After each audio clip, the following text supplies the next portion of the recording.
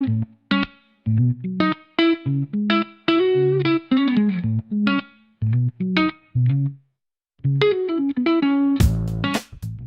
back, everybody, to this deep dive where we'll be taking on the roles of detectives. Ooh, detectives. To uncover the true uniting Qibla for humanity. Very cool.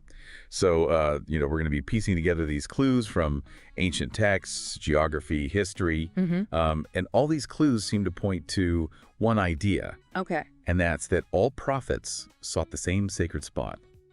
Baka, Jerusalem. Baka, Jerusalem. Now, what's really fascinating is that our sources are suggesting that this location might not be where we traditionally think it is. Oh. Yeah, we're going to be challenging some established narratives, like the location of Mecca and the Promised Land. So already, right off the bat, our sources are kind of throwing a curveball. Yeah. They're suggesting that the Promised Land that we typically associate with modern-day Israel, Palestine, is actually located in Jordan. Wow. And they're pointing to specific biblical locations like Mount Hor, Petra, Wadi Raba. Right. All falling within Jordan's borders. I mean, if we even just entertain this reinterpretation for a second, it really shakes things up. Yeah. Not only does it really challenge how we understand the Holy Land, but, it also makes us ask, what else have we inherited that may not be entirely accurate? Exactly. The author even goes as far as to suggest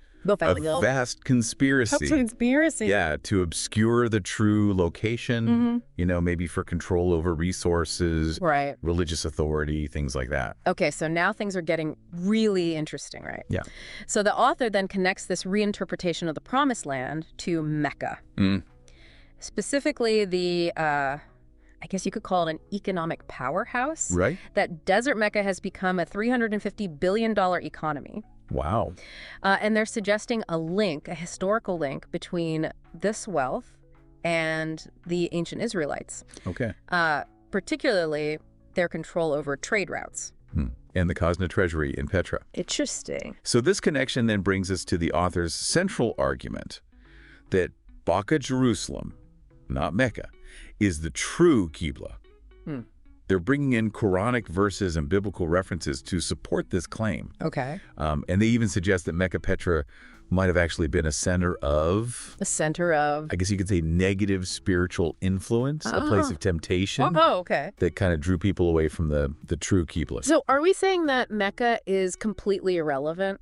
Well, not necessarily. Why? I mean, remember, we're exploring multiple perspectives here. Right. The sources do acknowledge Mecca Petra as a historically significant location. Yeah. Possibly even a mother city, so to speak, for the children of Israel. Okay. However, they argue that it may have also been a place of worldly distractions. Okay. And that led people away from that true spiritual center, Baka, Jerusalem. All right, so we have this alternative location for the Qibla, but what makes Baka, Jerusalem so special? Why this place? That's a great question. Right. What makes it stand out as this true uniting Qibla for humanity? Yeah, why is it so important? Well, our sources point to a few key aspects of this region. Okay. First, they highlight the importance of the Valley of Gethsemane, or Jathamim, which is described as the place where wrongdoers will be judged. And its proximity to Jerusalem places it within this proposed sacred precinct of Baka, Jerusalem. So it's almost like this Valley of Gethsemane acts as this spiritual boundary, separating those who are accepted from those who are not. Yeah, like a physical manifestation of divine judgment. I like that. That's a really interesting way to put it. Thank you. The sources also emphasize the Dead Sea, or, what they call the lowest land, as the point where divine messages descend to earth. And this connects to a very fascinating concept that the author calls the spatial constancy of the Quran. Spatial constancy? Yeah. What does that mean? So think of it this way. Certain geographic locations that are mentioned in the Quran, they have a fixed and unchanging spiritual significance, regardless of any historical events or interpretations. Interesting. So in this case, the Dead Sea, being the lowest point on Earth, acts as this connection point between the heavens and earth, a place where divine revelation can flow down. Okay, so I'm starting to see the bigger picture here. Yeah. It suggests a permanence to these sacred locations, something that transcends time and human understanding. It's as if these locations are woven into the very fabric of existence. Exactly. That's powerful. And this concept of spatial constancy, it applies to the entire area surrounding Baka Jerusalem. The author draws our attention to specific language in the Quran and argues that mistranslations and misinterpretations, particularly from the original Arabic, have kind of obscured the true meaning of key terms and locations. So, wait, are you saying that we might be misinterpreting the very words that guide us? That's what the sources suggest. Wow. Yeah, they focus on words like, for example, haram, meaning sacred, and moharam, meaning forbidden. Right. And they argue that these terms have been used interchangeably, and it's blurred their distinct meanings, and this impacts how we understand these sacred sites. Right. They also delve into the word tawaf, and its traditional understanding suggesting that it might differ from its original meaning. Okay. Which could potentially change how we perceive the Hajj pilgrimage. This adds a whole other layer to our investigation. Yeah. It's not just about pinpointing the right location on a map, right, but it's about understanding the language that defines these locations. Right. And the practices that go along with them. Right. We have to consider the possibility that centuries of translation, interpretation, even cultural bias may have, I guess you could say, distorted our understanding of these core concepts. Absolutely. And to further their argument, they introduce this concept of two mountains. Two mountains? Yeah. Okay. Sinai and Snin as key geographical markers for this sacred area. I thought Mount Sinai was like the mountain. Right. The place where Moses, received the 10 Commandments. That's the common understanding, Okay. But the sources point to this duality that's often overlooked in religious geography. They suggest that Mount Sinai, which is west of the Dead Sea, represents one half of this sacred landscape. Right. While Mount Sinin, which is located to the east of the Dead Sea, kind of completes the picture. So it's as if these two mountains act as these pillars, defining the boundaries of a sacred space. Yeah, that's a good way to put it. With the Dead Sea, that lowest land sitting right in the middle. Exactly. And this is where the Valley of Tua enters the picture. All right. The sources describe it as this folded valley in the Great Rift Valley, nestled between these two mountains. Okay. And they connect these geographical features to verses that mention specific locations in the journeys of prophets, implying that this entire area, the two mountains, the valley and the Dead Sea, form this sacred precinct. Okay, let me make sure I'm following this. We have Sinai and Sinin. They're marking the east and west boundaries of this sacred area. Right. Between them lies the Valley of Tua. Yeah. A folded valley in the Great Rift Valley. Yeah. And at the heart of it all is the Dead Sea. Exactly. The lowest land right. is this entire area, according to the sources, the true sacred precinct, with Baka Jerusalem at its spiritual center. Precisely. Wow. And within this sacred precinct, we find a hierarchical structure. Okay. The rock, representing the Holy of Holies, is located within the house, the Kaaba, which itself sits within the larger precinct of Baka Jerusalem. It's like a series of nested circles, each one signifying a different level of sacredness. Exactly. Wow, that's really interesting. Yeah. But how does this relate to the Qibla? Well, if Baka Jerusalem is this multi-layered sacred precinct, where exactly should people direct their prayers? That's a great question. Yeah. The sources address this by arguing that Baka Jerusalem isn't meant to be understood as a single literal city. Right. Instead, it represents a spiritual and strategic center, a place of knowledge, worship, and refuge. So it's less about finding a specific spot on a map and more about aligning oneself with a broader spiritual concept. Exactly. This sacred energy that emanates from Baka Jerusalem. You're getting it. Okay. Yeah, the sources emphasize that this sacred precinct isn't just about rituals or physical location. It's about embodying the values and principles that Baka Jerusalem represents, a place of knowledge, peace, Right. and refuge for all. I mean, this is pretty mind-blowing. It is, yeah. We've gone from questioning the location of the Promised Land to uncovering this vast, interconnected, sacred landscape centered around Baka, Jerusalem. Yeah. It's like, I don't know. Yeah. It feels like solving a mystery. Yeah. Where every clue reveals another layer of meaning. And we're just scratching the surface. I know. It's so fascinating. There's so much more to explore. And ready to dive deeper. Yeah. What's next on our detective's agenda? Well, our sources suggest that this sacred landscape around Baka, Jerusalem, might actually have significance for all of humanity, not just specific religions. Interesting. They bring up this idea of like a universal pilgrimage to this location, suggesting a shared spiritual heritage for everyone. I mean, this concept of a universal pilgrimage really captures my imagination. I know. It hints at this common ground that connects us all, regardless of our individual beliefs. Yeah. But, you know, how do they support this idea with evidence? Well, they connect this concept of universal pilgrimage to specific verses in the Quran. Okay. And they emphasize the importance of, seeking knowledge, understanding, and ultimately truth. And it seems like they're arguing that this search for truth, it's a universal human pursuit. It transcends religious boundaries. I see. They're citing verses like Surah Al-Baqarah, verse 198, which mentions departing from Arafat and remembering Allah at al-Mashar al-Haram. Right, which is traditionally associated with the Hajj pilgrimage to Mecca. Right. However, our author reinterprets this verse, suggesting that it actually refers to Baka, Jerusalem.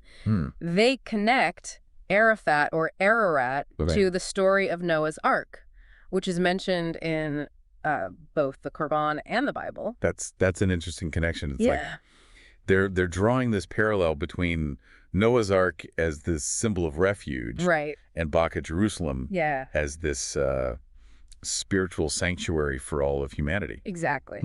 That's a cool connection. They also point out that the verse mentions al-Mashar al-Haram, which they interpret as the sacred lighthouse. This term is often overlooked in traditional interpretations, but they present it as representing the most significant sacred place on earth. Yeah, so the sacred lighthouse. Yeah. That's a powerful image. It is. What exactly does it represent? Well, according to our sources, it symbolizes the Holy of Holies within Baka, Jerusalem. Okay. A place they claim has been obscured by, traditional interpretations. So it's not just a physical location, but a concept. Right. A symbol of divine presence and guidance. Yeah. For everyone. Yeah, for everyone. Regardless of their specific beliefs. That seems to be the idea. Yeah, and the forces go on to connect this sacred lighthouse to the Dome of the Rock, highlighting its historical and spiritual significance. Right. They even draw a connection to a verse in Surah at Taba, verse 40, which mentions a cave where the Prophet Muhammad received divine support. Wait a minute. Yeah. Are they suggesting that this cave is actually the Dome of the Rock? Yes. That's a bold reinterpretation. It is. It is. But it fits into their broader argument about mistranslations and historical distortions obscuring the true Qibla. Right. They're suggesting that we need to re-examine our traditional understandings of these locations. So this brings us back to the importance of language and its impact on our understanding of these concepts. Exactly. Our sources, they emphasize that understanding the original Arabic of the Quran is key to grasping the true meanings of these locations and concepts. They argue that many words have been mistranslated or misinterpreted over time, which has led to confusion and misunderstandings about these sacred sites. They seem particularly focused on haram and moharam, two words that are often used interchangeably, but have very distinct meanings. Right. They emphasize that haram means sacred in the sense of being consecrated by Allah, a pure sanctuary for worship. Right. And this idea fits with their concept of Baka, Jerusalem as this sacred precinct, a place where people of all backgrounds can connect with the divine. Wow. And then you have Muharram, which means forbidden. Right, something that's prohibited or off limits. Exactly. And this is where the distinction between Baka Jerusalem and Mecca Petra becomes crucial. All right. The sources argue that while historically important, Mecca Petra was actually a place of temptation and worldly influences, a distraction from the true Qibla located in Baka Jerusalem. It seems like they're presenting Mecca Petra as representing Muharram, the forbidden, while Baka Jerusalem represents Haram, the sacred. That's a great way to summarize it. Okay, cool. Yeah, and this distinction has implications not only for our understanding of these specific locations, but also for how we approach spirituality as a whole. So it's about reevaluating our understanding of what's truly sacred, looking beyond the surface to grasp that deeper meaning. Yes, and this reevaluation requires a careful examination of the language, the history, and the geography associated with these locations. One fascinating example of this this reevaluation that our sources provide is their analysis of Surah Ibrahim, verse 37. Okay. This verse mentions Abraham settling some of his descendants in a valley without cereal crops near Allah's sacred house. Right. And traditionally, this verse is interpreted as referring to Mecca. But the author points out that the specific details, the lack of cereal crops, the proximity to a valley, point to a different location, the lower Jordan Valley near Baka Jerusalem.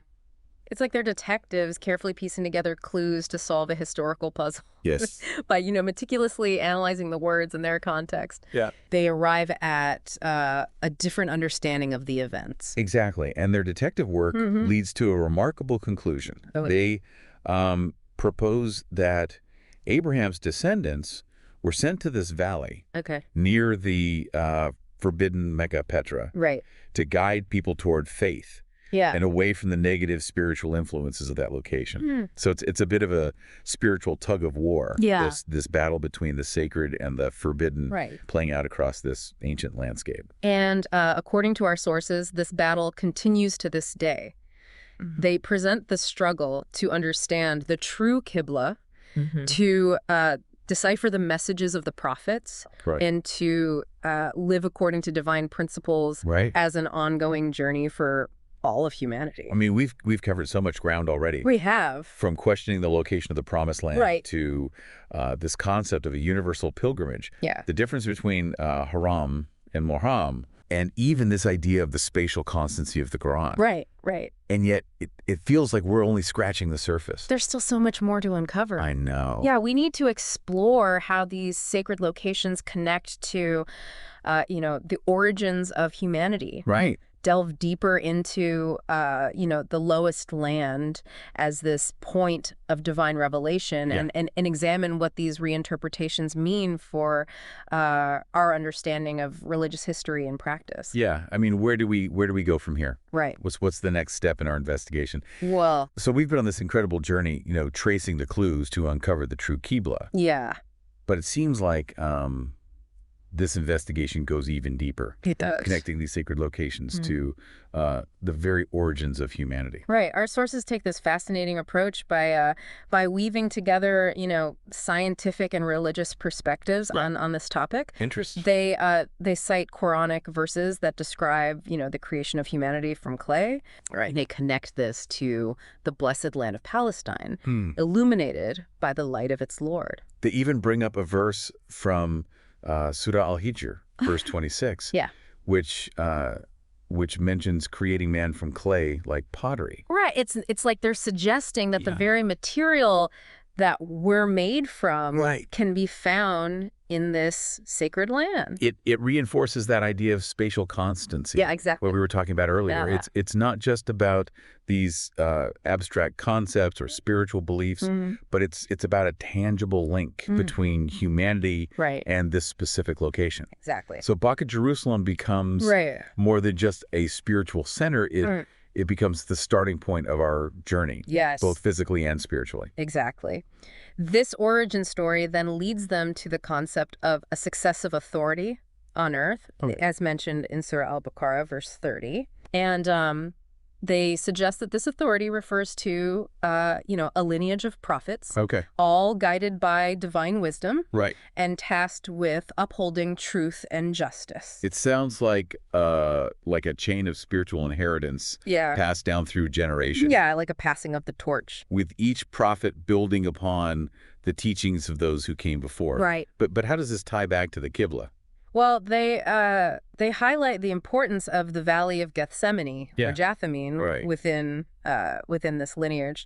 And they describe it as the place where, where our actions will be judged, a physical representation of the spiritual reckoning that we'll all face. It's located right near Jerusalem, within that proposed sacred precinct. Right, exactly. It's a sobering thought. It is. But it really emphasizes the weight of this sacred precinct. It's not just a place of historical interest. It's where our choices has consequences. This concept of accountability connects to the idea of purification, which is a recurring theme throughout throughout our sources. Yeah.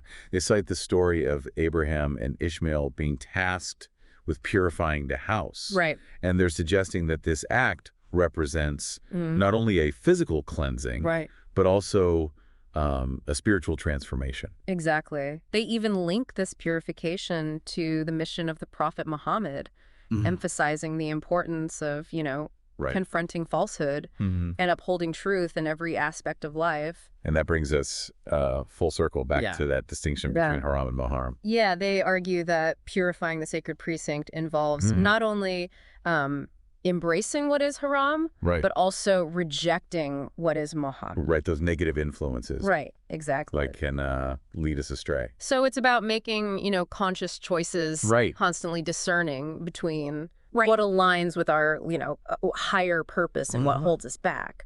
It's not enough to simply face the right direction when we pray. Right. We have to align our whole being, our thoughts, words, and actions with the spiritual essence of Baka Jerusalem. That's the heart of it. Wow. The true Qibla, it isn't just a location on a map. It's a way of life. It's about striving for knowledge, living with compassion, and fighting for justice in everything we do. Right. Okay, so here's where things get really interesting. This source starts bringing in, science. They've got geological maps showing tectonic activity in volcanoes around Mecca. Oh, wow. So they're using scientific evidence to support their claims. Exactly. They're arguing that Mecca is not a safe place for a holy site because of all this geological instability. That's a fascinating approach. It's not every day you see someone blending faith and scientific data like that. I know, right? And they don't stop there. They bring up historical accounts, talk about the Byzantine defeat, Jewish alliances with other powers. It sounds like they're trying to create a really comprehensive argument. They are. They even talk about the economics of pilgrimage, who profits from it and all that. So they're looking at the political and economic dimensions of religion as well. Exactly. It's like they're weaving together this whole tapestry of religion, history, science, economics, all to make their point. And it's up to us to decide how those pieces fit together. Whether we agree with their conclusions or not, it's clear they've put a lot of thought into this. Yeah, it's definitely thought-provoking. But then the text takes a turn and gets really personal. The author starts talking about questioning traditions and the impact of technology on knowledge. To a more introspective approach. Totally. They talk about how important it is to think for yourself and not just believe everything you're told. A call for critical thinking. Yes. And they have this amazing analogy. They compare the brain to a university of prayer. A university of prayer. I like that. Right. And they talk about how questioning and dialogue create luminous neural pathways in the brain. So they're saying that faith shouldn't be about blind acceptance, but about active engagement and intellectual exploration. Exactly. Our brains are meant to be used even when it comes to faith. So the source, it gets into some pretty deep linguistic analysis. They're saying that certain terms have been, mistranslated or misinterpreted over time. Okay, yeah, what? Give me an example. Well, they claim that the word tawaf, which usually refers to, the circling of the Kaaba during Hajj, actually describes an oscillatory movement back and forth between 2 points. Hold on. So they're saying that the whole ritual of circling the Kaaba could be based on a mistranslation. That's what they're suggesting, yeah. Wow. That's a big deal. I mean, how could something like that even happen? Well, language changes over time, right? Meaning shift. They even suggest that the word Kaaba itself just means, like, a place of pedestrian traffic. So any busy place could be a Kaaba? Potentially, yeah. According to their interpretation, they're saying the true Kaaba could be in Jerusalem, not Mecca, and it might not even be a building, just a concept, a gathering place. Wow. Okay. Wow. So that's a pretty different way of looking at things. It is. And they make a distinction between, Al-Bayt al-Haram, like the sacred house, and Al-Bayt al-Muharram, the forbidden house. Okay, and what's the difference? Well, they're saying these are two separate locations that have been kind of, lumped together in modern interpretations. So they're basically redrawing the map of, like, Islamic sacred geography. That's one way to put it, yeah. That's pretty radical. What do you make of all this? Well, remember, we're just presenting these ideas, not endorsing them. It's up to you, the listener, to decide what you think. But it definitely makes you wonder, doesn't it? Like, what other assumptions are we making about history and religion that might not be accurate? Yeah, good point. Okay, so one thing I find interesting is how this source brings together, like, linguistics, history, and their own interpretation of the Quran, all to support this, like, alternative narrative. Yeah, and they're not afraid to challenge, some deeply held beliefs. And they bring in science, too. Like, remember those geological maps? Volcanoes around Mecca? Right. They're arguing it's not a safe place for a holy city. Exactly. It's like they're building a legal case, presenting all this different evidence. It is. Whether you agree with them or not, it's definitely thought-provoking. It makes you think, for sure. Okay, there's this term they keep using, Quraysh. Can you give us some context on that? Sure. The Quraysh, they were a powerful tribe in Mecca, merchants. And the Prophet Muhammad, he was a member of that tribe. Okay, so important in Islamic history. Traditionally, yes. But this source, they interpret Quraysh more broadly. Like, they say it represents the lineage of all prophets, from Adam to Muhammad. Okay, so they're expanding the definition. Yeah, and they're distinguishing this lineage from the children of Israel, tracing it back to the Canaanites. So challenging traditional genealogies and tribal identity. Exactly. They emphasize the term Arab, saying it signifies, like, original pure nature. Interesting. They're rewriting the cast of characters, so to speak. Yeah, it's about reclaiming the narrative, Yeah. Reinterpreting key terms, historical events, all to support their claims about the true locations of these religious sites. They're asking us to see history in a whole new light. That's right. Okay, and another term that comes up a lot is Gog and Magog. Oh, yes. In traditional Islamic eschatology, the study of end times Gog and Magog are these hostile forces. They're going to appear, at the end of the world. Right, like an apocalyptic kind of thing. That's right.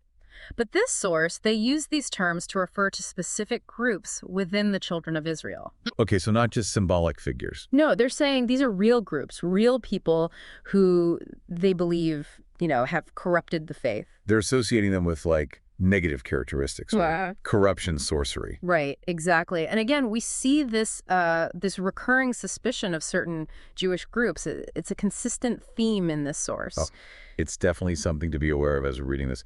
Okay, so they also talked about the Byzantine Empire and the Sassanids, those Persian rulers. Yeah, they're setting the historical stage, highlighting all these alliances and conflicts in the region. Right, because this was all happening, during the early days of Islam. Exactly.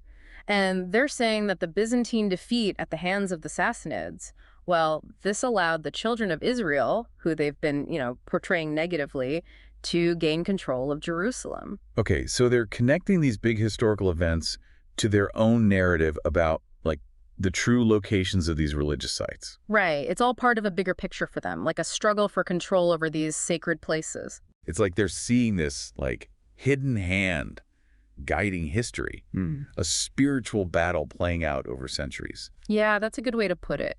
And it reminds us that religious history is always intertwined with, politics, economics, all these things. Right. Okay, there are a few details that really stuck with me, like that story about the spider web. Oh, yeah, that's an interesting one. It's in Jewish and Christian traditions, right? Great. And they use it to challenge the traditional account of, the Prophet Muhammad's flight from Mecca. They say it might not have happened the way we think it did. They point to similar stories about, saints hiding in caves. Right, like maybe it's a borrowed story or something. It makes you wonder, how these stories travel across cultures and religions. Yeah, and how much of what we believe is actually, like, original? That's a good question to ask. Okay, and then there's this whole thing about the number 7. 7? Yeah, they keep coming back to it, like the 7 circles around the arm in tefillin. Ah, right, the little boxes with verses from the Torah. Exactly. And the 7-year cycles in Jewish agriculture, like what's the significance of that number? Well, 7 is a powerful number in many traditions. Represents, completeness, perfection. Okay, so they're looking at these rituals and practices, Yeah. like uncover the deeper meaning. And they're looking for potential distortions, places where the original meaning might have been lost. Okay, now this is a big one. They say that the true mother of villages is actually Mecca in Petra, Jordan, not the Mecca we know.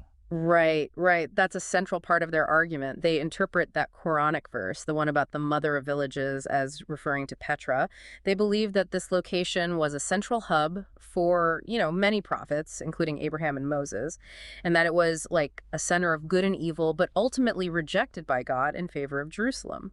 So they're reinterpreting a key Quranic term and connecting it to their narrative about, like, the corruption of Mecca and the sanctity of Jerusalem. Exactly. It's a pretty big shift in perspective. Yeah, it really is. It makes you wonder if there are other places and stories in religious history that have been, like, misinterpreted or forgotten. That's a great question to ponder. What other assumptions might we be making that could be challenged? All right. So they also discuss a bunch of historical events that are traditionally associated with Mecca, like the Byzantine defeat, the Treaty of Hudaybiyah. Right, and they're relocating these events, saying they actually took place in Jordan, around Petra. So they're rewriting the entire geographical and historical narrative. It's a bold move. They're asking us to rethink everything we thought we knew about early Islam. Okay, what about their interpretation of the story of Moses and the Israelites? They say the Exodus didn't happen from Egypt, but from Palestine. They even point to specific locations in the Jordan Valley. So they're challenging the whole story of the Exodus. That's right. They're offering a completely different perspective. Wow. Okay, there's this part where they connect the Quranic story about the lowest land where the Byzantines were defeated with the Dead Sea. Yes, the Dead Sea, the lowest point on Earth. Exactly. So they're using geography to support their claim that the Prophet Muhammad's night journey, the ascension to heaven, that happened in Jerusalem near the Dead Sea. They're saying that Adna, which means lower or closer, refers to physical proximity as well as spiritual closeness to God. So they're blending the literal and the symbolic. Exactly. Okay, they also have this interesting interpretation of the term uncultivated valley. Right. They say it refers to a specific region, the lower Jordan Valley. They point out that the Quran says this valley has no cereal crops, and they note that, that area is not good for growing grain. So they're using, like, environmental details to support their claims. It's very detail-oriented, their analysis. It is. It is. Okay, now this one's really interesting. They're saying that Mis in the Quran refers to Palestine, not Egypt. Right. That goes against the traditional understanding. Big time. So what's their reasoning there? They claim that Misr was mistranslated.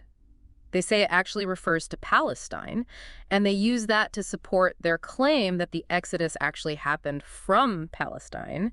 They even say the Quran uses a different term, Algypt, for modern-day Egypt. So it all hinges on how you translate this one word. And it shows how powerful translation can be, how it can shape our understanding of these important texts. They also talk a lot about purification. What do they mean by that? Well, for them, purification means cleansing these sacred sites from, corruption and idolatry. Okay, so like a spiritual cleansing. Yeah, but also a historical process. They say that both Abraham and the Prophet Muhammad, they were tasked with purifying Mecca and Jerusalem. Right, getting rid of the bad influences. Exactly, because they believe that the true locations of these holy sites have been, obscured and corrupted over time. So they're on a mission to set the record straight. That's a good way to put it, yeah. They also make a distinction between Mecca and Bakka. Right, Mecca is the city in Saudi Arabia, but they say that's the wrong place for pilgrimage. Okay, so Bakka is the true holy city. Yeah, they say it's Jerusalem. That's where the real Kaaba is. Wow, okay. So they're creating a whole new geography of faith. They are, yeah. They also mentioned something called a sacred lighthouse. What's that all about? They're talking about the Holy of Holies within the Dome of the Rock in Jerusalem. They say that's the most sacred spot on earth. Okay, so not the Kaaba in Mecca. No. They say that the Quranic verse mentioning, Al-Masjid al-Haram, That's not talking about the mosque in Mecca, but the sacred precinct in Jerusalem. So again, reinterpreting a key term. And emphasizing the sanctity of Jerusalem over Mecca. Right. Okay, what about their interpretation of Mount Arafat? That's where pilgrims gather during Hajj. Right. They say it's not in Mecca. They connect it to Mount Ararat from the story of Noah's Ark. Wait, so they're bringing in biblical stories to reinterpret an Islamic ritual? Yeah. They're saying these different religious traditions are more connected than we think. Interesting. They're also pretty critical of modern-day religious leaders, both Islamic and Christian. They say these leaders have strayed from the true teachings. That's right. Okay, they mentioned some things from Jewish tradition, the Talmud and the Mishnah. Can you give us some background on that? Sure. The Talmud, it's a collection of Jewish law and tradition, compiled over centuries. It's got two parts, the Mishnah, which is like a written record of oral law, and the Gemara, which is a commentary on the Mishnah. Okay, so it's a pretty complex text. It is very complex. Yeah. In this source, they use the Talmud as an example of, a rigorous approach to knowledge. They see parallels with how early Christians and Muslims developed their own, religious writings. So they're saying these different traditions might have influenced each other. That's right. It's a reminder that religious ideas don't just appear out of nowhere. They're shaped by, interactions between cultures. Okay, so they also talk about some key figures who were important in transmitting knowledge. Right. They mention Paul of Tarsus in Christianity and Ka'b al-Ahbar in Islam. Both originally Jewish, but they converted, and they were really influential in shaping Christian and Islamic thought. So they're like bridges between the traditions. That's a good way to put it. And it reminds us that these are real people, with their own stories. It brings it to life a little bit. Okay, now here's a big claim. They say that the Prophet Muhammad actually preached from the Dome of the Rock in Jerusalem, not from Mecca. That's a pretty radical assertion. They're basing it on their interpretation of that Quranic verse about the cave, where the prophet sought refuge. Right, the cave. They say that's not the cave in Mecca, but the cave under the Dome of the Rock, which they say is the Holy of Holies. So another reinterpretation of a key verse? And another challenge to the traditional narrative. They also reinterpret the verse about the lowest land, where the Byzantines were defeated. Right. They say that refers to the Dead Sea, and then they connect that to the Prophet Muhammad's night journey. So again, they're blending literal and symbolic interpretation. They're always looking for those connections. Okay, so this source is pretty critical of the children of Israel. Who are they talking about? They're referring to specific groups within the Jewish community. They say these groups have, distorted the true teachings of the Torah, and they've had a negative impact on history. Okay, so it's not all Jewish people. Right. It's important to be clear about that. And they're very specific in their criticisms. They talk about corruption, sorcery, alliances with enemies. They definitely have a strong opinion about these groups. They do. Okay, what about those historical events that we usually associate with Mecca, like the Battle of Uhud and the Treaty of Hudaybiyah? They're saying those events didn't happen in Mecca. They happened in Jordan near Petra. So again, rewriting the map of history. Exactly. Okay, so they also analyze the term al-Masjid al-Haram, which is usually understood as the Grand Mosque in Mecca. Right. They say it actually refers to the sacred precinct in Jerusalem, the area around the Dome of the Rock. So more reinterpretations. It's a consistent pattern in this source. Yeah, it is. Okay, there's a verse about the expulsion of those who disbelieved among the people of the Scripture from their homes. How do they interpret that? They say it's about the expulsion of certain Jewish groups from Jerusalem, groups that they believe had corrupted the faith and allied with enemies. Okay, so again, we see this suspicion of certain Jewish groups. Right. And they see it as a precedent, for their own efforts to purify Jerusalem. To make it the center of true worship. That's right. Okay, there's also this story, the muddy spring of life. Ah, yes. They interpret that as a symbol of creation, specifically linked to Palestine. Because they believe that Jerusalem is the true center of God's creation. Exactly. They're bringing together different threads to support that claim. Right. Okay, they also make this connection between the Valley of Gethsemane, the place where Jesus prayed, and the idea of judgment in the Quran. They say that's where, those who have been judged unworthy will be gathered. Wow, okay, so a place of punishment. A symbol of separation, between those who are saved and those who are condemned. A pretty intense image. Okay, so here's another really controversial claim. They say that the Prophet Muhammad's night journey and ascension to heaven that wasn't a physical journey. Right. They say it was a spiritual experience. Yeah. And that it happened entirely in Palestine. So no trip to Mecca or Jerusalem. Not according to their interpretation. Wow. Okay, and they're really challenging scholars to, prove them wrong. They say they have the truth. They're very confident in their interpretation. It's a bold statement. It is. Okay, they also make this interesting point about synonyms in Arabic, how that can lead to, misinterpretations of the Quran. Right. They say the Arabic language is very rich, very nuanced, and that we need to be careful about how we translate it. So a more literal approach. Yeah, paying attention to the context. Okay, and they make a distinction between haram and muharram. Right. Haram means sacred, like something consecrated by God, and muharram means forbidden. Okay, so two different categories of holy places. Exactly. And they say that this distinction has been lost in many modern interpretations. Okay, they also talk about the word Stein. Stein. Yeah. Well, that's a German word. It means stone. And they connect it to the Hebrew name for Jerusalem, Yerushalayim. They also point out that Stein can mean like a pip or a kernel, suggesting a connection between, the physical rock of Jerusalem and the spiritual essence of Revelation. So they're bringing in all these different meanings, different languages. They're really digging deep. They are. Okay, so they also talk about, the economics of pilgrimage. Right. They're critical of the commercialization of pilgrimage, especially in Mecca. They say it's become a money-making scheme. Yeah, and they contrast that with Petra, which they believe was the real Mecca. Okay, so they're making a moral judgment about how pilgrimage is practiced today. They are. They're concerned about the exploitation of religious belief. Okay, and they're pretty harsh on the foolish imams of disbelief. They see those leaders as having abandoned the true teachings. So they're not just critiquing interpretations, they're critiquing the people in authority. They're calling for a change in leadership, a return to what they see as the pure form of the faith. It's a powerful message. It is. It's amazing, right? Yeah. The source, it just pulls you in with all these different threads.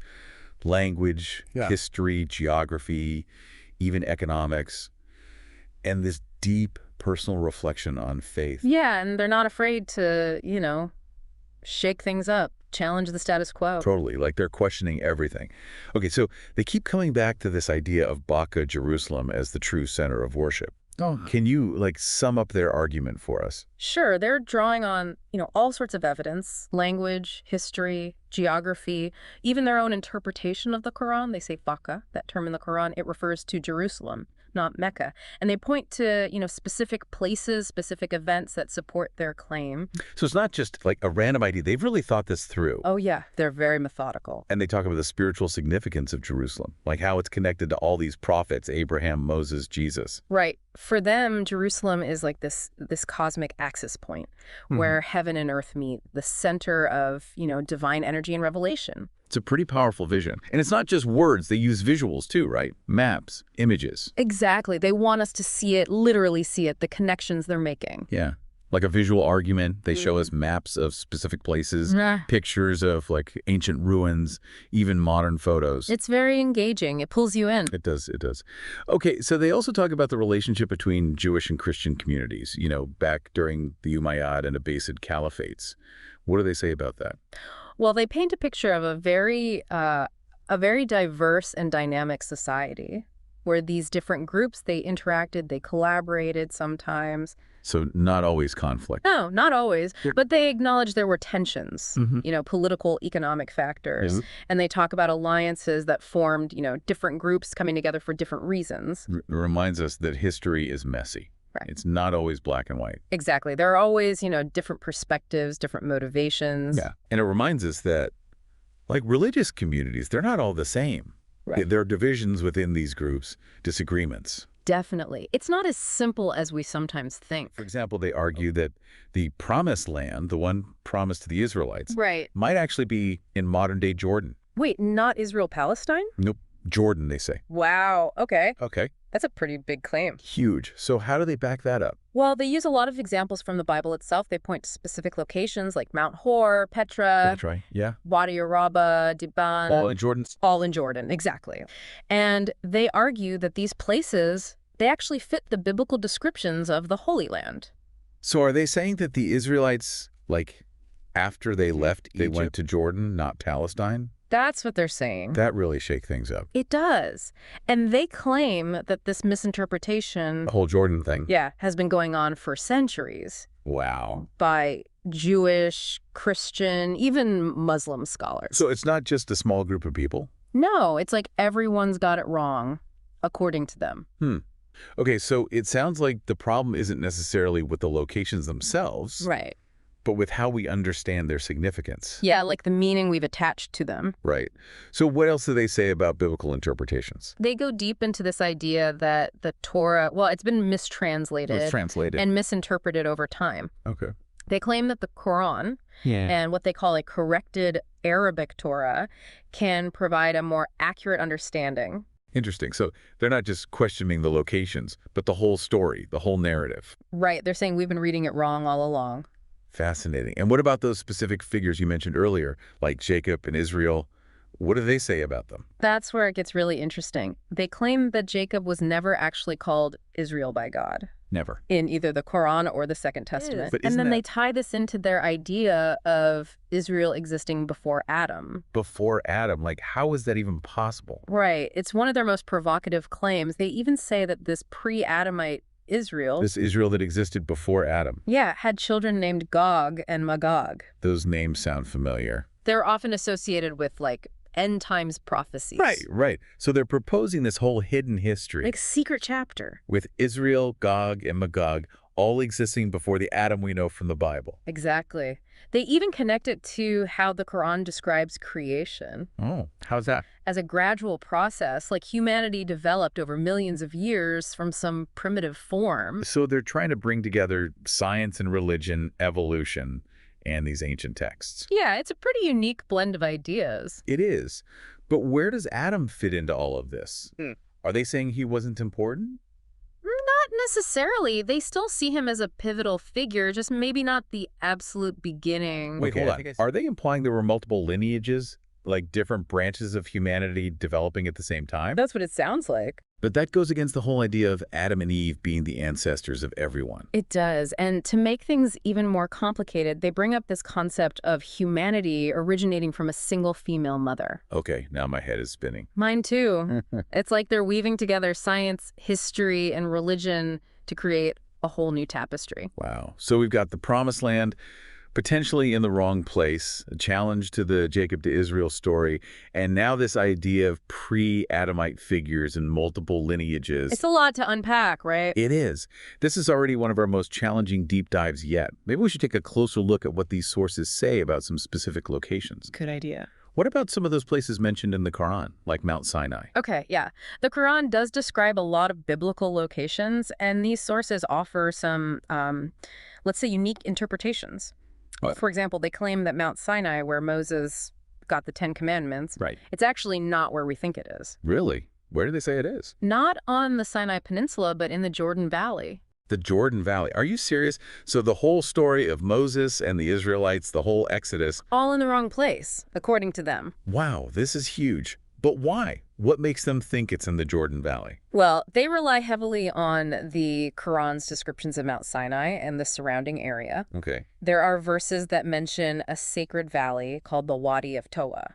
Wadi of Toa. Which they say is in the Jordan Valley, not the Sinai Peninsula. So they're using the Quran itself to challenge the traditional interpretation of the Bible. Exactly. That's pretty clever. It is. And this Wadi of Toa, it sounds like a pretty important place to them. It is. They actually claim that this Wadi of Toa is home to the real Al-Aqsa Mosque. Wait, the real Al-Aqsa Mosque? Hold on a second. Are they saying it's not in Jerusalem? That's what they're saying. But the Dome of the Rock, that's one of the holiest sites in Islam. I know, it's a bold claim. But they're adamant that the Quran's descriptions, the historical and geographical context, all point to the Wadi of Toa as the true location of Al-Aqsa. Al-Aqsa, the farthest mosque. Right. So what about the Dome of the Rock in Jerusalem? What do they say about that? They tie it to this concept called the night journey, because they say all prophets undertake. All prophets. Yeah, it's a spiritual journey where they answer God's call. Is that like similar to Muhammad's night journey, where he ascends to heaven? Exactly. And they believe that Muhammad's night journey started at the Dome of the Rock, which makes it a sacred site, even if it's not the actual Al-Aqsa Mosque. Okay, so they're not totally dismissing the Dome of the Rock, just What, like reinterpreting its role? Yeah, like it's still important, just not for the reason we traditionally think. Got it. That's actually pretty nuanced. It is, and it actually leads to another controversial claim, that the Hajj pilgrimage should be to Jerusalem, not Mecca. Seriously? The Hajj, that's one of the 5 pillars of Islam. I know, right? But they're suggesting that Muslims have been going to the wrong place for centuries. Okay, I need a minute to process all of this. Me too. So we've got a potential misinterpretation of where Mount Sinai is, a claim that the real Al-Aqsa Mosque is in Jordan, and now they're saying the Hajj should be to Jerusalem. My head is spinning. Mine too. What's the logic behind all of this? Why would they want to change these locations? They argue that there's been this deliberate misinterpretation and manipulation of religious texts throughout history that's led people away from the true sacred sites. But why? Who would benefit from that? They point fingers at, well, various groups, Jewish, Christian, even some Muslim scholars, saying they've deliberately distorted the narrative for their own benefit. That's a pretty serious accusation. It is, and it raises questions about power dynamics and how religious beliefs are shaped and practiced. This is so complex. It feels like so much of what we've been taught about these religions is being challenged. It's a lot to take in, that's for sure. It is. This is definitely a deep dive that needs a second part. I agree. We need some time to, digest all of this information and really look at the evidence behind these claims. Definitely. So, for our listeners, take some time to process what we've discussed. Yeah, think about what stands out to you, what questions you have. And stay tuned for part 2 of this deep dive. We'll be back to delve even deeper into these fascinating and controversial claims. Okay, so picking up where we left off, I think we should revisit the Quran's description of creation. Oh, you mean how they connected it to that idea of a pre-Adamite Israel? Exactly. They argued that the Quran supports this idea that creation wasn't instantaneous, that it unfolded gradually over millions of years. Yeah, they really emphasized that point. Did they give any specific examples from the Quran to back that up? They did. They pointed to verses that describe the creation of humans from clay and water. Right. And suggested this wasn't like, poof, sudden creation, but a process that took time, Yeah, I see what you mean. And they linked this to the idea of a single female mother as the origin of humanity. Okay, so it's almost as if they're suggesting parallel lines of descent, with Adam's lineage being one branch and these pre-Adamite figures, like, representing another. Yeah. It's a radical departure from the traditional understanding of a single human origin with Adam and Eve as the sole ancestors of everyone. It definitely challenges the conventional narrative. It does. Right. What about the Dome of the Rock? Well, they connect the Dome of the Rock to the concept of the night journey, a spiritual journey undertaken by all prophets. Oh, right. Where they answer God's call. Like Muhammad's ascent to heaven. Exactly. And they believe that Muhammad's night journey began at the Dome of the Rock, which makes it a sacred site, even if it's not the actual Al-Aqsa Mosque. So they're not completely dismissing the Dome of the Rock's importance. No. They're reinterpreting its function within Islamic tradition. Instead of being the central mosque, it's the starting point for the night journey. That's a pretty significant distinction. It is. And it leads to another controversial claim. Oh, right. That the Hajj pilgrimage should be to Jerusalem, not Mecca. Exactly. That's one of the 5 pillars of Islam. Are they saying that Muslims have been going to the wrong place for centuries? That's what they're arguing. Wow. It was like a return to the original. To the original and proper direction of prayer. The proper direction of prayer. Yeah, it's really interesting. I mean, this just raises so many questions. It does. Like, if the true Qibla was meant to be Jerusalem, how and why did that change? Yeah. And I mean, what does that mean for Islamic practice today? Right. I mean, just so many questions. Lots of questions. Really makes you rethink what you thought you knew. It does. Okay, now hold on tight because we're going deep into linguistics. Okay. Dr. Waleed argues that Arabic, particularly the Arabic of the Quran, is actually closer to the original Canaanite language than Hebrew or Aramaic.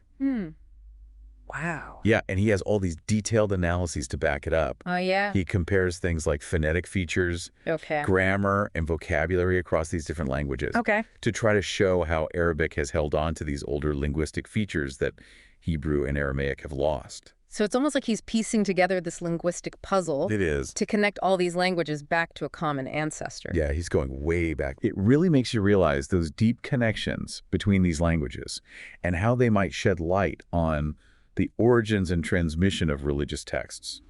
It's a really fascinating perspective. It is. Okay, hold on to your hats, because this next one is kind of a mind bender. Okay. Dr. Walid connects the Dead Sea, Okay. the lowest point on Earth, Right. to the idea of divine revelation. Okay.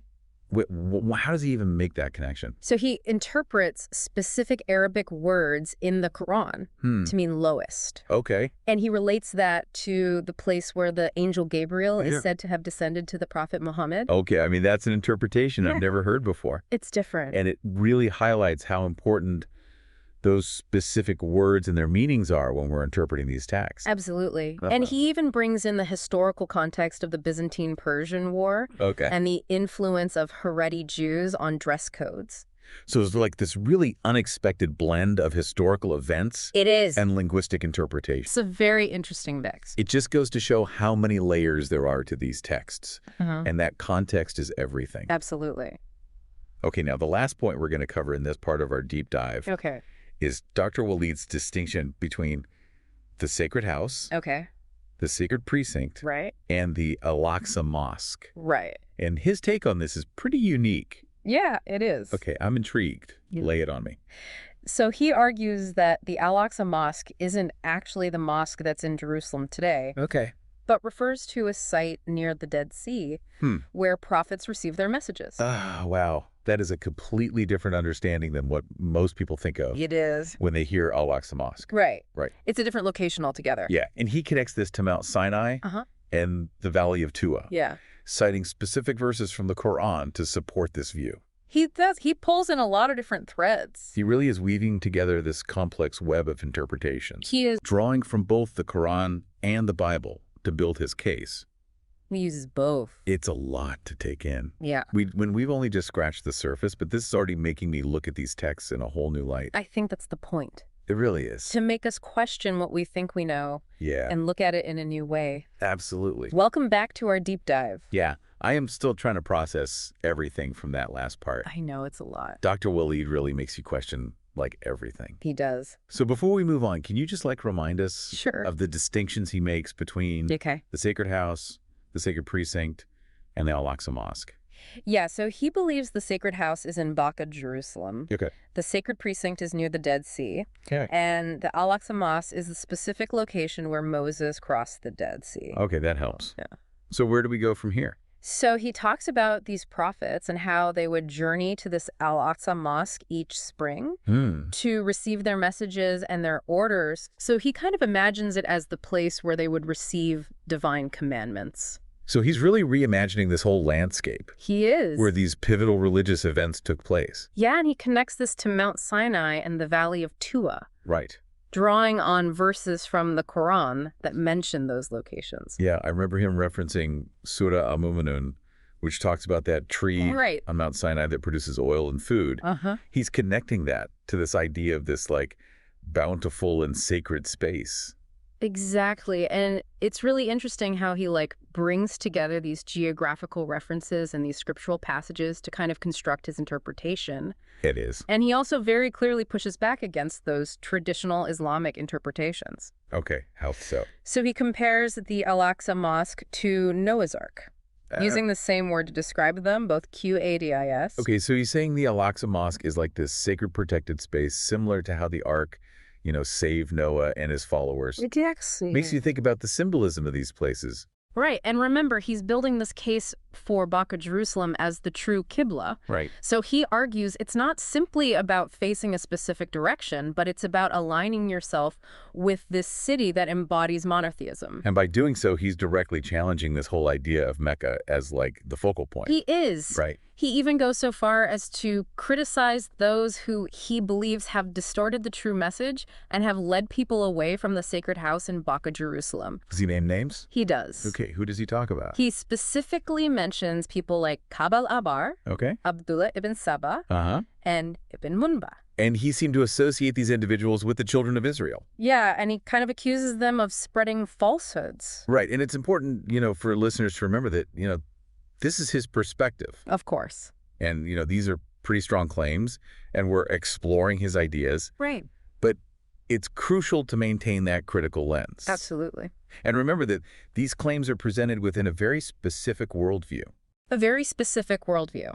Okay, so now this idea of the mother of villages. Okay. I'm intrigued by this. What does he say about that? So he argues that this actually refers to Petra, not to Mecca. Yeah. And he believes that Petra was this stronghold for the children of Israel. Okay, and how does he connect that to the Quran? So he connects this to verses in the Quran that talk about a city being destroyed and its people punished. Okay. And he draws a parallel to Petra's own history. Okay, so there's that historical connection. Right. And he also brings up Surah al-Baqarah, which talks about leaving Arafat and remembering Allah at al-Mashar al-Haram. Okay. So he believes that this al-Mashar al-Haram is actually talking about the Holy of Holies in Baka, Jerusalem. So again, he's kind of like shifting the location he is. of where these things are happening. And he also makes a connection between the mention of Arafat in the Quran and Mount Ararat in the biblical story of Noah's Ark. That's really interesting. Yeah, it's like he's finding these hidden connections between these seemingly different religious texts. It's almost like he's suggesting this shared geographical and symbolic understanding between them. A great point. But he also presents this mother of villages, Petra, in kind of a negative light. Yeah. Contrasting it with Baka, Jerusalem. He calls it the Qibla of delusion and a domain of rouge. And rouge meaning? Which translates to impurity. Impurity, okay. So that language really reflects a negative view of Petra and those who he believes spread falsehoods there. So it's clear he sees this like stark division. He does. Between what he believes is the true faith. Centered in Baka, Jerusalem. And those who he sees as having like strayed from that path. And he actually calls on people to abandon what he sees as the false Mecca. And to return to Allah by recognizing Baka, Jerusalem as the true Qibla. Wow. He even uses verses from the Quran that speak about fleeing to Allah and not associating any other deity with him. To reinforce this call to action. So he's really urging people to reject what he considers idolatry. He is. And to embrace what he sees as the true faith. And he places a lot of the blame for this straying from that path on those individuals that he mentioned earlier. Yeah, he really does. He claims that they created this like parallel enchanting religion to lead people away from the truth about Baka, Jerusalem. And he says that they were influenced by the children of Israel. And that they distorted God's words. Yeah, it's a pretty strong accusation. It is. It's like he's arguing that this false narrative has been created to obscure the true Qibla. And the importance of Baka, Jerusalem. Yeah, and he reinforces this by quoting a verse from the Quran that warns against following those who have been given the scripture but have succumbed to worldly desires and led others astray. Yeah, that is a pretty serious accusation. It is. Now, he also suggests that the true sacred house isn't actually a physical structure at all, but rather a higher spiritual reality. Okay, so explain that. He uses this analogy of Noah's Ark. Again, saying that the true sacred house is like an ark that saves believers from falsehood. It's a powerful image. It is. So instead of the specific building, he sees the sacred house as like this metaphorical place of refuge and protection from those corrupting influences of the world. Exactly. And he links this back to Baka, Jerusalem, suggesting that's where the true sacred house is located, both physically and spiritually. Yeah, so he's taking verses from the Quran that talk about entering the sacred house and being safe. And he's interpreting them to mean that Baka, Jerusalem itself is the sacred house. So that's a significant departure. It is. From the traditional understanding of the sacred house as the Kaaba in Mecca. Yeah, he's essentially redefining the concept. Changing its location and expanding its meaning. He is really turning things upside down. He really is. So how does he support this like redefinition? So he draws parallels between the stories of Abraham and Muhammad. Emphasizing how they both turned away from idolatry.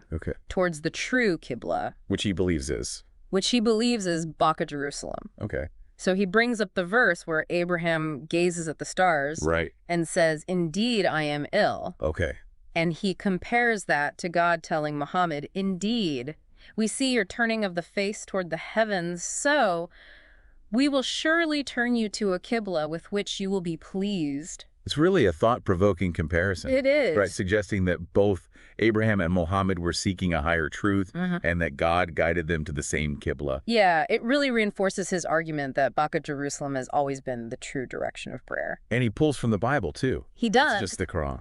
He highlights how God chose Abraham to direct his children to keep the way of the Lord. Right. And he even quotes from Galatians in the New Testament, which says, "Those who have faith are children of Abraham." It's like he's building a bridge between these different faiths. He is. With Abraham as this common ground. Yeah. And he uses this bridge to support his claim that Baka Jerusalem is the true Qibla for all believers. That's a pretty big statement. It is. And it challenges those traditional religious boundaries. It does. But then he returns to this image of prophets making a pilgrimage to the Al-Aqsa Mosque, which he places near the Dead Sea.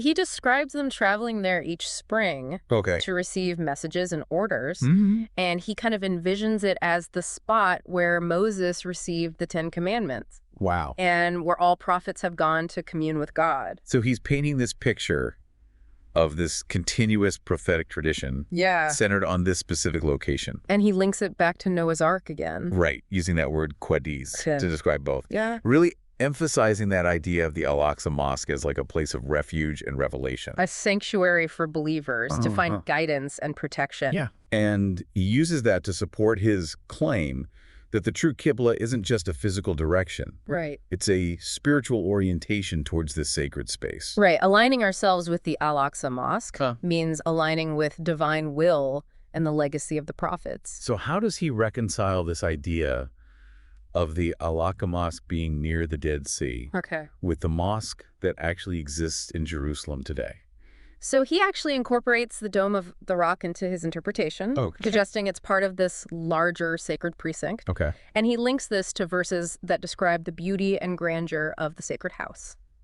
So that's a fascinating reinterpretation. It is. He's essentially shifting the whole geography of the sacred. Yeah, he's repositioning the Al-Aqsa Mosque as this central point of reference for believers. For believers. And to do this, he's using, scriptural interpretations, historical narratives, linguistic analyses. Right. It's a really complex argument. It is. It makes you realize just how much our understanding of these texts depends on interpretation. It all comes down to how we read it. Now, remember those verses about a valley without crops. He believes that this valley without crops is talking about the area around the Dead Sea. Suggesting that that's where Abraham's descendants lived and where the sacred house is located. So it's another example of him reinterpreting the geography of the sacred, right? Moving those key events and figures to support his claim about Baka Jerusalem. It's all connected. It is, and it doesn't stop there. No, it doesn't. He connects the Al-Aqsa Mosque to the story of Moses crossing the Red Sea. He does. Suggesting that it happened at the Dead Sea near where he places the mosque. So he's essentially saying that the Red Sea crossing that we read about in Exodus actually occurred at the Dead Sea. That is quite a claim. It is a big one. He even links it to the verses where Moses receives the divine command at Mount Sinai. Suggesting that Mount Sinai is actually in the Judean mountains near the Dead Sea. He's moving mountains. He is completely redrawing the map of these pivotal events. Yeah, he's really changing our understanding of where these things happen. And he's using these reinterpreted locations to reinforce his claim about the Al-Aqsa Mosque being the true place of revelation and the focus of the true Qibla. It's all coming together. It's fascinating how he blends those scriptural interpretations with his geographical analysis and those historical narratives to create this new understanding. And then he brings us back to the destruction of the mother of villages. Petra. Petra, which he identifies as Petra, linking it to those Quranic verses that describe punishment for disobedience to God. And again, he doesn't hold back with his language when describing Petra. No, he calls it the Qibla of delusion and the domain of ruse. Impurity. So this really shows his very negative view of Petra and of those who he believes spread falsehoods there. It does. He's drawing a very sharp line between what he considers the true faith in Baka Jerusalem and those beliefs associated with Petra. And he uses that distinction to reinforce his argument that Baka Jerusalem is the true Qibla, the only place for that true connection with God. And he even quotes those verses about fleeing to Allah and not associating any other deity with him as like a call to action for people to abandon what he calls the false Mecca. It's a powerful message driven by strong conviction. It is. Now, he circles back to this idea that the true sacred house isn't a physical structure. But a spiritual reality represented by the Al-Aqsa Mosque.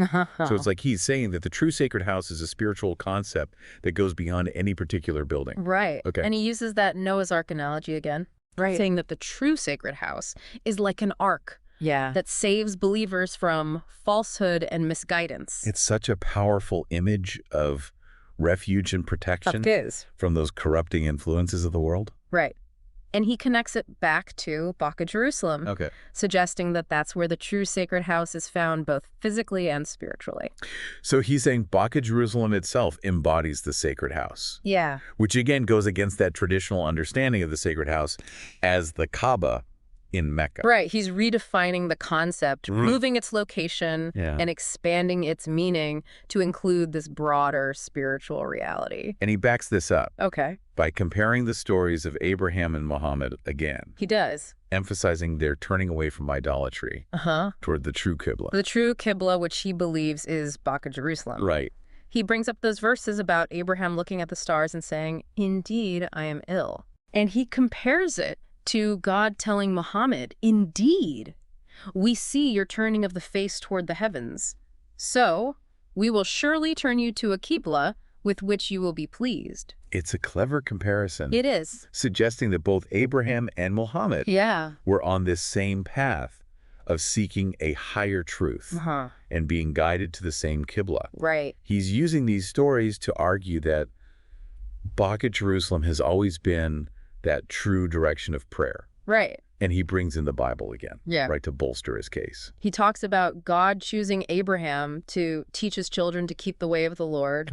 And he even quotes from Galatians saying those with faith are the children of Abraham. So he's drawing a connection between these different faiths. He is. Using Abraham as this unifying figure. And he uses that to argue that Baka Jerusalem is the true Qibla for all believers. Wow. Regardless of their specific religion. That's a bold claim. It is. Really challenges those traditional religious boundaries. And it does. Okay, so just to clarify, he's essentially arguing that the true sacred house is this spiritual reality embodied by the Al-Aqsa Mosque, which he believes is near the Dead Sea, and that Baka Jerusalem is the true Qibla for all believers.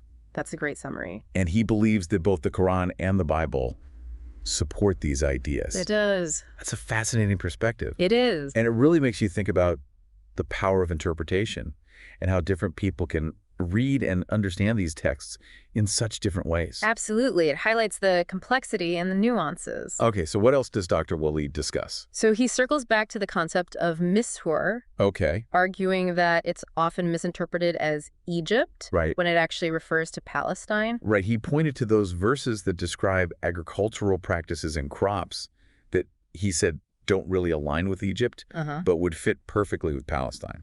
And he even brings up those verses about a valley without crops again, connecting them to the Jordan Valley and Wadi Aroba, which aren't typically associated with Egypt. So he's really advocating for this reinterpretation of the Quran's geography. Yes. Suggesting that a lot of events and locations that are traditionally placed in Egypt actually happened in Palestine. He's really shaking things up. He is, and he uses this to further support his argument that Baka Jerusalem is the center of the faith. And the true location of the sacred house. It's all connected. It's remarkable how he's using this linguistic analysis and that historical context to challenge those traditional interpretations. And it really makes you think about the assumptions we bring to these texts and the different ways that we can read them. Absolutely. Okay, so now he shifts gears and he delves into this linguistic argument for the primacy of the Arabic language. Okay, so remind us what he says about that. So he claims that Arabic, particularly the Arabic of the Quran, is actually closer to the original language of the Canaanites than Hebrew or Aramaic. And he bases this on extensive research and comparisons, claiming to have examined, many languages to reach this conclusion. Okay, he really goes deep on this. He does. So what are some of the details he talks about? So he breaks down things like consonant and vowel systems. Okay. And how sounds evolve over time. Okay. And he really highlights how Arabic has retained some of those older linguistic features that Hebrew and Aramaic have lost. So he even suggests that the Arabic spoken by the prophets was like the original language of humanity. The original language. Linking it back to Adam and Eve in the Garden of Eden. It's a bold claim. It is. It reflects his deep reverence for the Arabic language. Right. And its role in conveying the divine message. It's definitely a unique perspective. It is.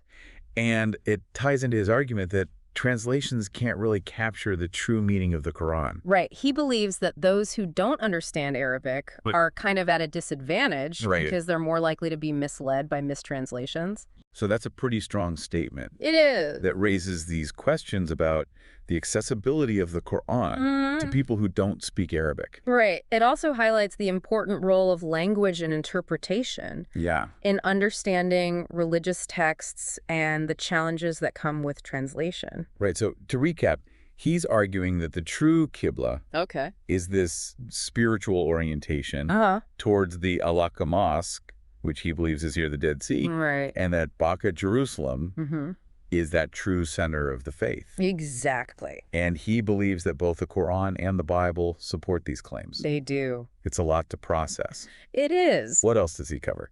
So he goes on to discuss the historical presence of Palestinians in the region, arguing that they were there long before the Israelites. He even uses the term Philistines to refer to them. That's interesting. So he's adding another layer to this historical narrative. He cites both biblical and historical sources, claiming that they point to the Philistines as a distinct people with their own land and culture. It's a reminder that the history of this region is incredibly complex. It is. And different groups have different claims to the land. Absolutely. And then he connects the term Atlantis to Jerusalem. Yeah. Okay, how? So he suggests that it comes from Atlansi. And that it refers to that ancient Palestinian civilization. Hold on, Atlantis, like the mythical lost city? Yeah, he believes that Atlantis wasn't a mythical city at all. But that it was actually connected to Jerusalem. And the ancient Palestinians, who he claims were a maritime people. Wow. With this significant coastal presence. That's a pretty wild theory. It is. But it shows how he sees this hidden history. Right. It's been obscured. It's all very intriguing. It is. But, okay, so where do we go from here? So he circles back to his claim that Baka, Jerusalem is the true Qibla. And the location of the sacred house, arguing that this is supported by both the Quran and the Bible. He brings up those verses from both texts that he believes point to the importance of Baka, Jerusalem as a sacred space, highlighting those connections and commonalities between the two traditions. And he even suggests that Jesus recognized the importance of Baka, Jerusalem, pointing to verses in the New Testament that describe Jesus's teachings and actions in Jerusalem.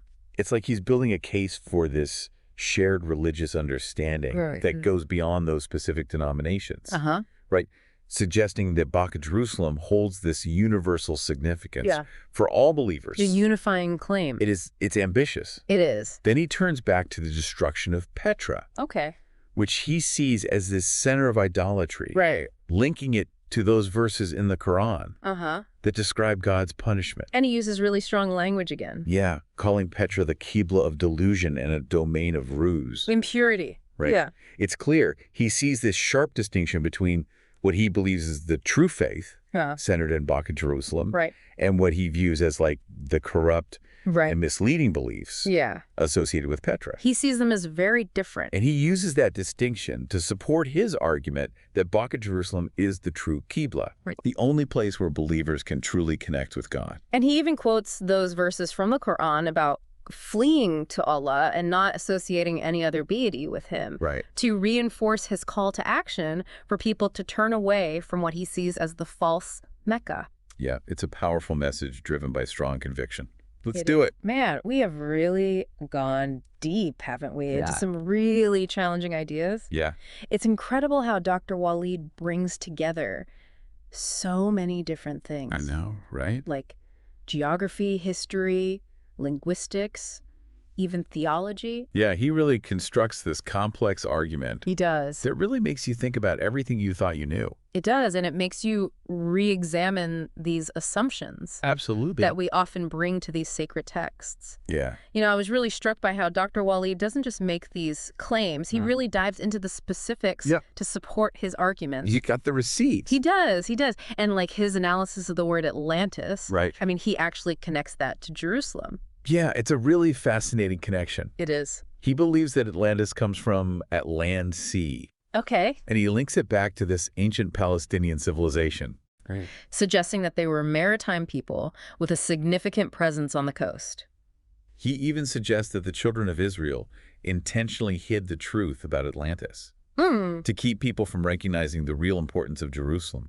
Wow. It's like he's uncovering this hidden history. Yeah, and it really adds another layer to his argument about the centrality of Jerusalem. Right. In both history and in religious understanding. And then there's his deep dive into the Arabic language. Yeah. He really argues that the Arabic of the Quran is the purest form. Yeah, the purest form. And that it's closer to that original Canaanite language than Hebrew or Aramaic. Yeah, he really goes into so much detail with this. He does. Comparing phonetic features, grammar, vocabulary across all these languages. Like he's a linguistic detective. He is. Tracing the evolution of language over time. And, you know, this linguistic analysis ties back into his argument about the importance of understanding Arabic. Right. To really grasp the true meaning of the Quran. He believes the translations inevitably lose some of the nuance, the depth of the original text. Yeah, so it raises some interesting questions about the accessibility of the Quran to people who don't speak Arabic. It does.